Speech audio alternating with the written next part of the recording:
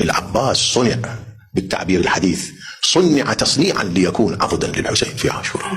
شنو من عناية إلهية راح تكون فيه وتعطي هذا الجمال. أمه هي عظيمة من العظيمات في تاريخ البشر، أم البنين، اشتهر التعبير عنها بأوصاف عظيمة. بعض المحققين لاحظت يقول، والعهدة على قوله، يقول هي صحابية، ما كانت امرأة حتى من التابعين، هي من الصحابة، صحابية هاجرت إلى النبي وحضرت مجلسه وروت حديثه. هذا شيء يزيدها بعد علو ومقام على مقاماتها التي كانت لها.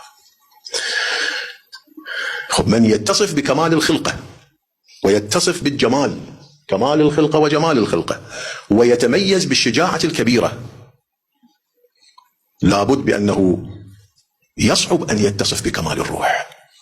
القوة والجمال واحد يجمع معها الكمال، هذه لا تجتمع إلا في المعصوم. وهذه من الخصائص اللي تدل على علو الرتبة.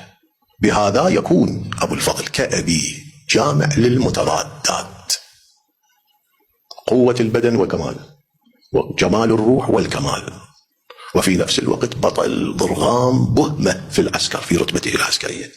بهمة يعني وحدة يعادل عسكر بكاملة، وهذه في ليلة من الليالي أنا متحدث عنها.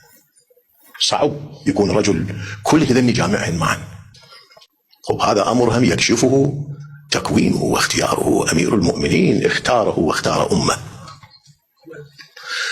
ادخارا له لعاشوراء، يعني أنشأ إنشاء، كون تكوينا لأجل هذه القضية، مو حتى يكون إلى ولد كسائر الآباء اللي يكون لهم أبناء.